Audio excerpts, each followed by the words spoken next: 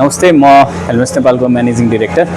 So helmets नेपालको सुरुवात चाहिँ आजबाट 10 वर्ष अगाडि भएको थियो, जब म एज अ स्टुडेन्ट भर्खरै ब्याचलर फर्स्ट इयरमा पढ्दै गरेर बेला आफ्नो ठाउँमेलमा आफ्नो साथीहरूसँग घुम्न जाँदा पार्टी गर्न जाँदा पार्किङ लटमा हेलमेट राखेर पछि फर्केर आउँदा हेलमेट हराएको केसमा चाहिँ तपाईँको हेल्मेट्स नेपालको आइडिया त्यहाँबाट सुरु भएको थियो। एज अ भनौँ न यसलाई इमर्जेन्सी डेलिभरी सर्भिस, किनभने यति धेरै मान्छेहरूको हेलमेट हराउँछ त्यस्तो भन्ने थट प्रोसेसबाट हामीले हेल्मेट्स नेपाल सुरु गरेको थियौँ।